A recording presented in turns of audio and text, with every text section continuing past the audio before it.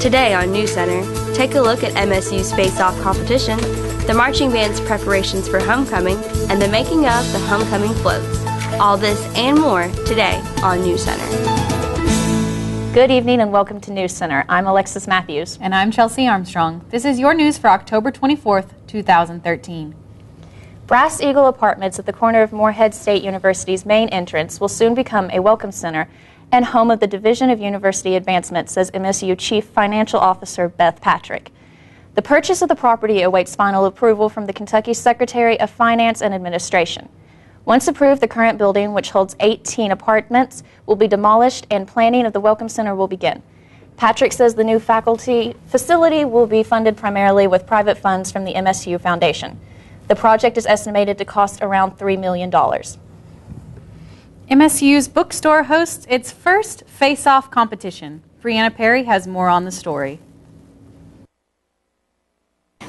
Students in the stage makeup class, taught by Associate Professor of Theater Denise Watkins, participated in the MSU Face-Off. Professor Watkins tells NewsCenter what this competition consists of and how it will benefit the students. They had 45 minutes and they were allowed to use any kind of materials that they wanted, and they were just supposed to go with their own interpretation of what the eagle was. So some did actual research on the actual eagle, and there was one that was making a statement on the endangered species aspect of the eagle. Well, I hope it was fun. So there was an element of just school pride, I think, and I hope that they got that from it. But it was also application techniques. NewsCenter got the chance to speak with 2 out of 4 finalists in the competition. They tell us what it's like to make these creations. And I wanted to go for a more realistic eagle. There are different types of eagles, so I went for more of like a tawny eagle, which is brown tinted. So mine has like brown tinted feathers on it. And I went for like a realistic sized beak, so I tried to measure out my face and proportionalize it to an actual eagle's beak, and that's how. I learned that feathers are harder to apply than they look to look right. And it's better to know, like, to learn about things before you do them, because this was before we even knew how to do prosthetics at all. So it was kind of an adventure. It's fun. I enjoyed it a lot. It's something, I think it's a really positive thing.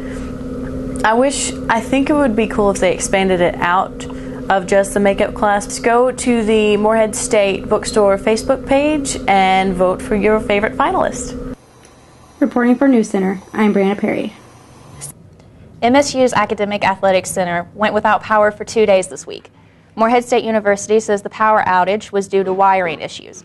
MSU restored power to the building Tuesday and is now open back up for offices and students. The power outage did not affect any classes.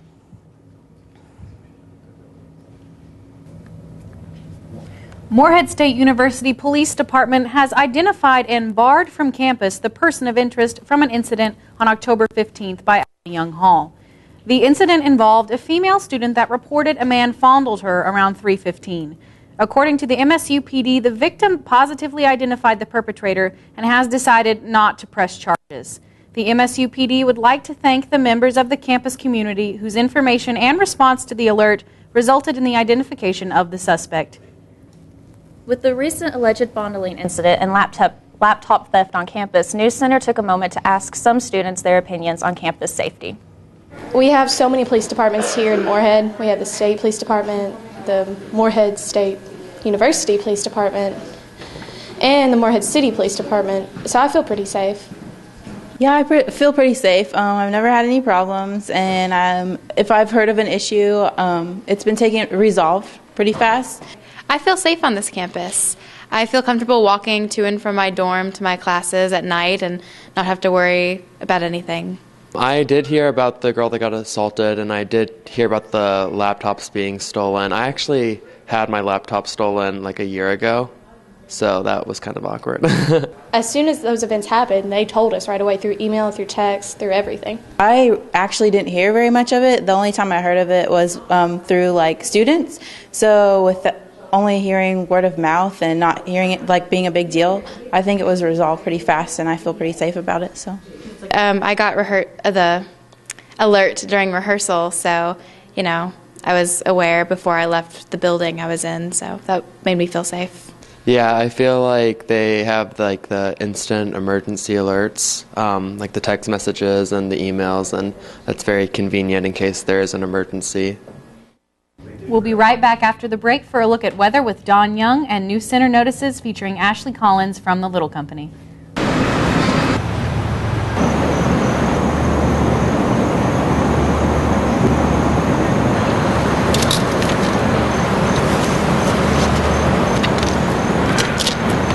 Lord, what fools these mortals be. Romeo, Romeo, wherefore art thou, Romeo? I have always depended on the kindness of strangers.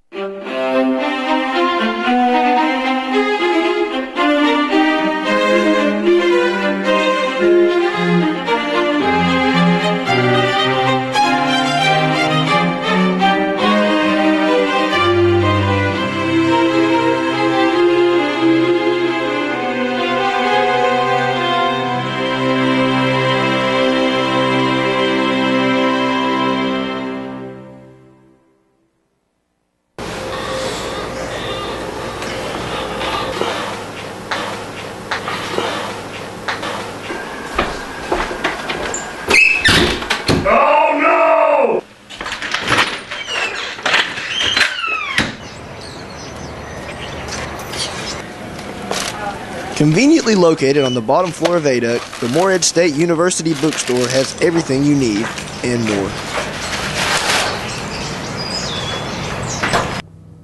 Welcome back to NewsCenter. I'm Don Young. Right now, pretty cool outside. We've seen those colder temperatures move into the area. At first started, just kind of chilly at night, but now it's in the 40s during the day, and we're going to see some more of that trend. But the warm weather's not done. Well, I wouldn't say warm, but warmer. We're going to be seeing some 60s coming back into next week. But right now, temperatures around 45. Cloudy, nasty day outside. We've seen a little bit of sprinkles earlier, and Olive Hill, and a few places actually even seen some flurries. So quite cool, nasty weather out. Take a look at your record temperatures. Nowhere even close to 82. We're not even halfway there. And the low of 24, I'm glad we're not any closer to that. So overall, not too bad. Taking a look at your temperatures across the Commonwealth, you can see the cool spot in Louisville, Derby City, temperatures sitting around 39, and a little bit warmer down towards Somerset, temperatures around 50. So anywhere from the upper 30s to the low 50s across the Commonwealth today. Back over in our neck of the woods, temperatures around 45 to 47 right there in Round County. So it's still pretty cool, and it's going to remain that way. But hey, we did miss out on this. All those showers I was talking about earlier, most of them have cut under us. So we did luck out on that, and we didn't see 2 days of rain like we seen yesterday when it was just a nasty, miserable day outside the whole day. So overall, not bad. We're going to see them pushing out. Let's take a look at your hour planner. It's going to be pretty nice. We're going to see a hard freeze in the morning. We'll have more when we come back. And now welcome to NewsCenter Notices. I'm here today with Ashley Collins. Hi, Ashley. Hi. It's great to have you here today. Thank you. You're from the Little Company, is that right? I am. Could you tell us a little bit about what the Little Company is? Yeah. So the Little Company is a group of actors who in the spring semester travel around to high schools and elementary schools all around Kentucky, eastern Kentucky, and we put on performances, and then we do theater workshops where we teach them a little bit about how we make the shows and just anything about theater. That's really exciting. That sounds like a really fun experience, not just for you guys, but for kids as well, I guess. Oh, yeah, it's great. So you do a different show every spring semester then? Every year we do a different show. Last year we did an Edgar Allan Poe show, and this year we're doing a show called This Is Not a Pipe Dream, which follows the life of Rene Magritte, the artist. Okay. He is the painter that painted the famous, this is not a Yeah, pipe, this right? is not a pipe, and he always had something in front of his face, like apples or pipes. And Is it more like a personal life story than? it kind of shows how his art was influenced by his life and kind of a little bit about his life. That's really educational and exciting as well. That's great. What is your role in the show? I am the assistant director, and I play the interlocutor, who is kind of like the narrator for the show. Okay, so you're assistant directing and acting. Yeah. How does that go?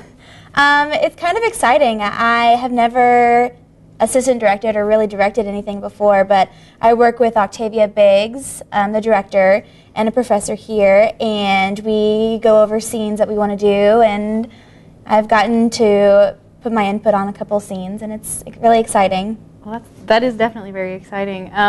And I heard a little something about this show, actually. It's its first year being a main stage production, is that right? Yes, usually the little company, we come back the week before January classes start, and we do all-day workshops and learn the whole show then. But this year, in an effort to kind of boost the little company, we turned it into a main stage.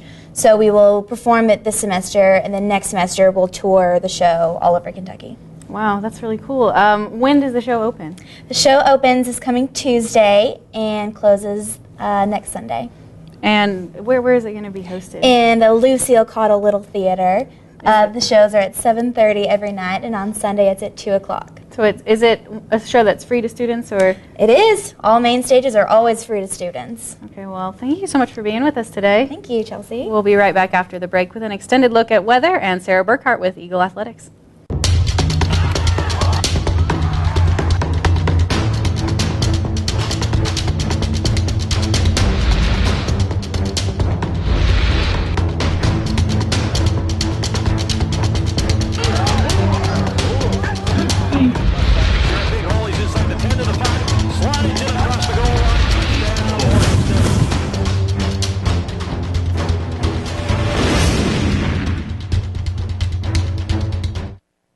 Claypool Young Art Gallery, located in the center of campus, offers a wide variety of art pieces from various contemporary artists in America. Exhibitions rotate approximately once a month and also hosts art pieces created by Morehead State University students, allowing art majors to experience the learning process of showcasing their art. Claypool Young Art Gallery. Come on over today and be inspired by aspiring MSU artists. Hello, I'm Eric Thomas, Director of the Star Theater here at Morehead State University, and I'd like to invite you to come out and join us for some of the great programs we offer at the Star Theater. Our programs are both educational, with planetarium programs, and entertaining, with laser shows that feature artists such as Elton John all the way out to Metallica. So come join us at the Star Theater, located in the Space Science Center here on the campus of Morehead State University. And if you've got questions, go online to moreheadstate.edu/startheater.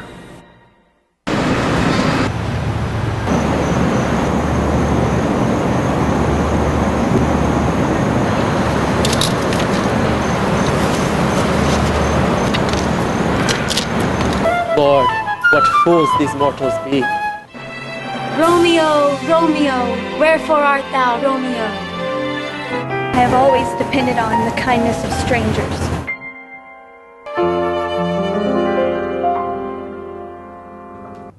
Welcome back. Let's take a look at your extended forecast. Right now, it's already cooled off a degree since we met just moments ago. Right now, humidity's sitting at around 61%. Light breeze in the air, so seeing a little bit of wind, nothing crazy and not in any particular direction. Taking a look at your temperatures across the Commonwealth, like we were saying, you can see down there in Somerset, temperatures around 50. Louisville, the cold spot, seeing temperatures around 39. 46 in Lexington, and Covington, 44 up towards Cincinnati. So quite cool across the whole state. Taking a look at your Doppler radar courtesy of WKYT, you can see those storms that we've lucked out on thus far are pushing their way out of the area. And you can see Round County, we're just right there, and we missed most of those light showers. So hopefully that will continue, and it should into tomorrow where it's going to be clearing up. So tomorrow should be a nice day. Despite temperatures being a little bit cooler, at least we'll see some sunshine after the past few days we've had.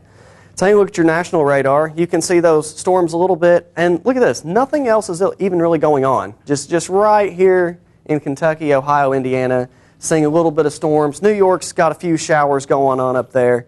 But other than that, pretty clear everywhere else. You can see those storms a little bit better. The cloud coverage is just kind of sitting over the mid-east coast, so not bad at all as we take a look at those. Tonight, spotty showers, possibly.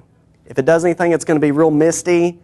Not much of anything. It should clear up by about 12 o'clock. We'll see a little bit of cloud coverage remain in the area into tomorrow morning, but the chance of any precipitation is rather slim, if at all.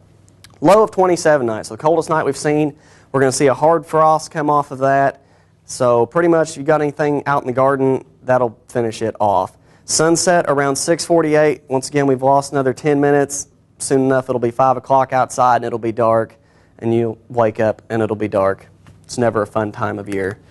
Tomorrow, actually a pretty nice day. High of 49, sunrise around 7:56 in the morning, so also we're losing more and more out of the day of that light, and more trees are losing leaves. We're seeing more of that going on. But let's take a look at your 7-day forecast and see what next week holds for us. Thursday, today that is, it was 45. Not too bad of a day.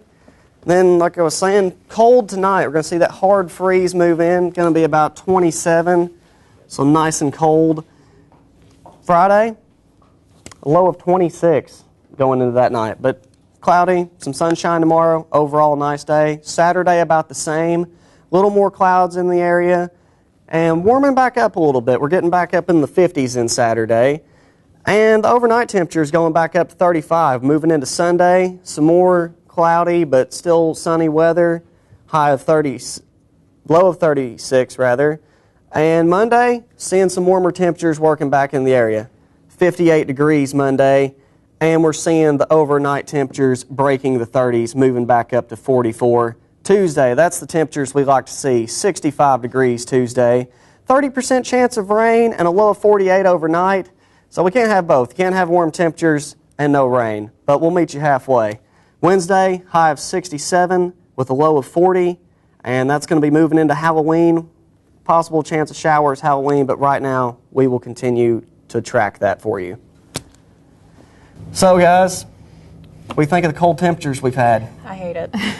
Not loving the cold moving in, but I guess it's just that time of the year. I wish we could skip back to summer. Me too. Well, it'll be summer again soon enough, but hopefully we won't have any snow, and it'll be back up into the 60s next week, so we at least have that to look forward to. That's all we have for now, and we'll be back shortly.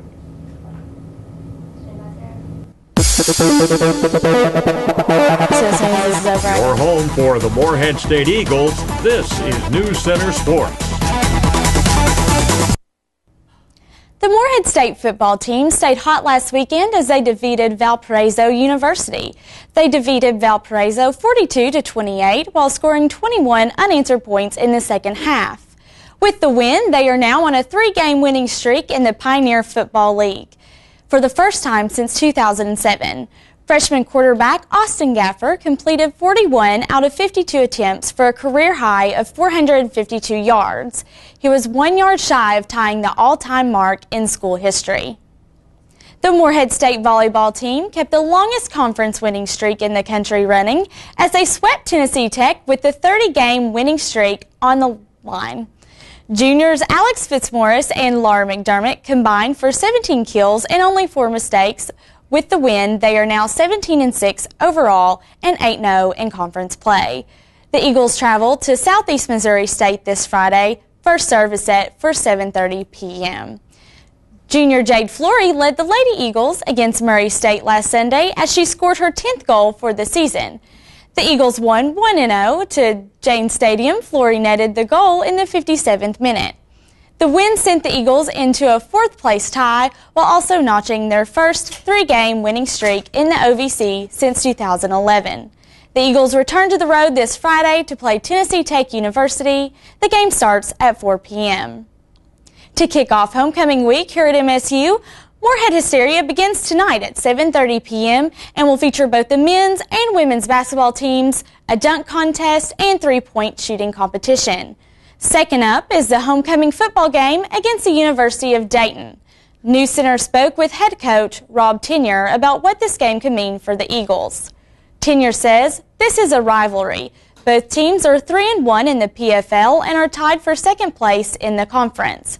This is the setup game that can put us in contention of a PFL championship. Kickoff is set for 1 p.m. on Saturday.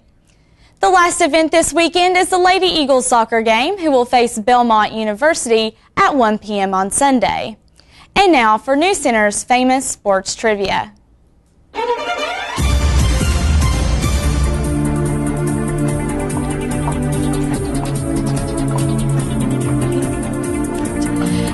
In what year was Phil Simms inducted into the Eagle Hall of Fame? A. 1992, B. 1987, C. 1998, or D. 1995? I'm going to go with D on this one. And I'm going to go with D, 1995. Well, Alexis, D. 1995 is correct. Phil Simms was a quarterback for MSU football team from 75 to 78 and was named the OVC Player of the Year in 77. He was able to finish his career at MSU with 5,545 running yards and 32 touchdowns. That's some good numbers any way you look at it. That's really good. That's pretty impressive. Yep. Not going to lie. I agree. He's one of our greats. And now we'll be back after the break.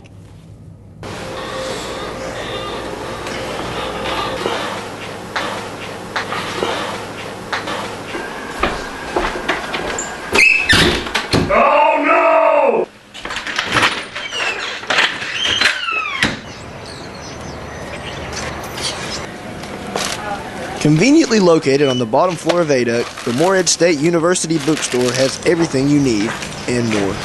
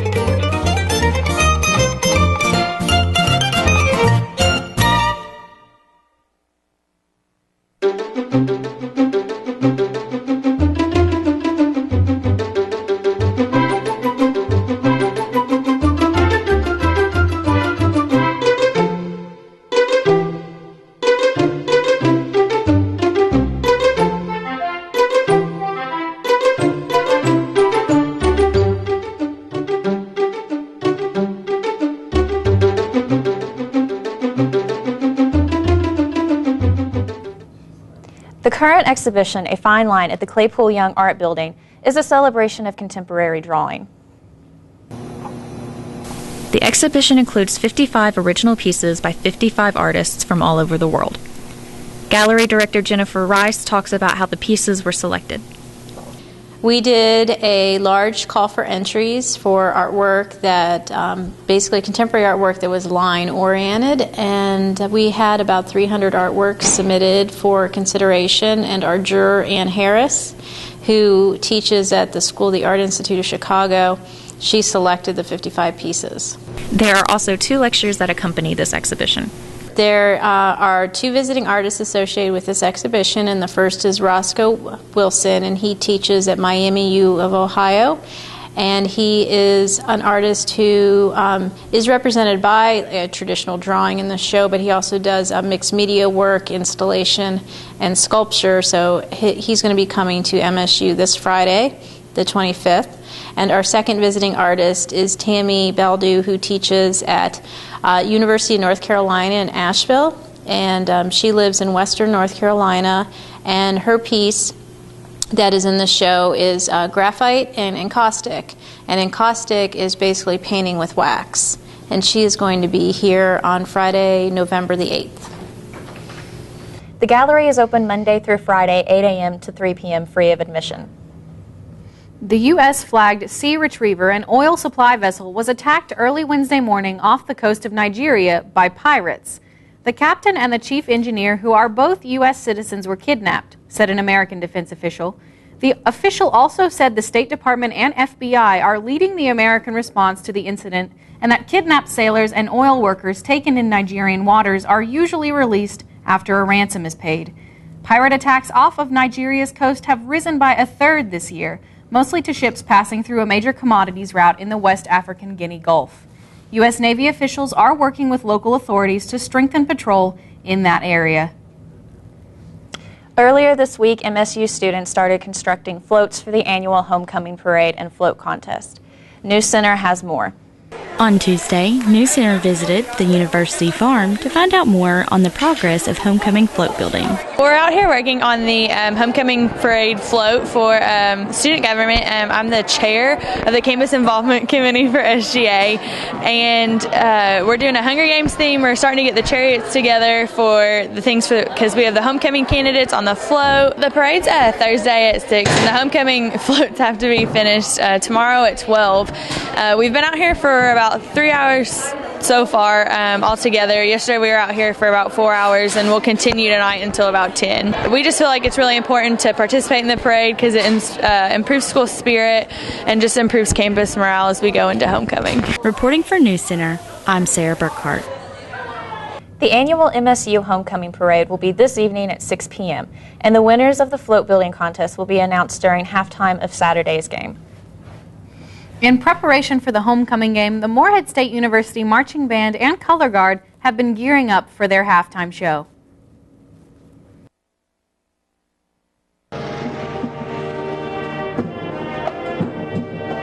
We're fortunate because we spend a lot of time preparing our halftime show, which is also our exhibition show.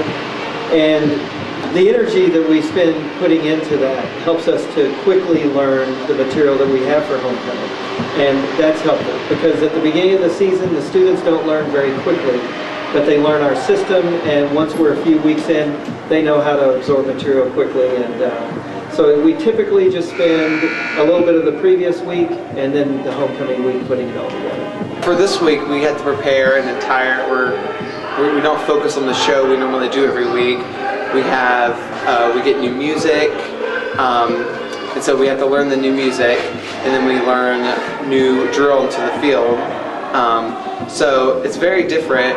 We're back in the learning mode as opposed to just cleaning everything and perfecting things. So it's a fun week just because it's something completely different. And this year they added the pep rally, so that was also something we've never done before, and that was a little fun treat for us. And we're excited this week because Dr. Andrews is going to conduct the alma mater as he always does. And so we'll spend a little time preparing the students for a new conductor, and then he'll come into our rehearsal on Friday and just get it ready, and he'll do it on Saturday. So it'll be a lot of interesting things happen, and they love the interaction with the president. Yes. Well, one of the things we set up really early on was that on our Facebook pages, we invited the alumni back for this weekend, told them that what the band was doing, what our schedule would be for the week, and we actually have Sherry Rebar coming in to conduct the fight song on pregame, and she was drum major in 1988, so she's coming back to campus. And just a lot of communication with them, mostly via Facebook. I think that next year it's important for people to know that next year is going to be another alumni band year that we do every other year, and it's on the even years. So the alumni will be coming back next year to do an alumni band with us. As far as the rest of the season goes, we're just looking forward to continuing to support the football team and to future homecomings. I think the thing we do is that we just keep hyping on how much fun this is. And when you're having a good time, it doesn't seem like work. And even today with the sleet coming down at the end of the rehearsal, it's just fun. And the neat thing about it is that the students remember the hard weeks more than the easy weeks. And so when we have crazy weeks like this, it's memory building, and that's a good thing. I'm just excited to see all the fans here, because this is the week where everyone comes, and we'll have a lot of alumni here. So it's really exciting to see everybody just coming together and supporting the team. On behalf of Dawn Young with weather, Sarah Burkhart for sports, and the rest of the News Center team, I'm Alexis Matthews. And I'm Chelsea Armstrong. Have a great evening.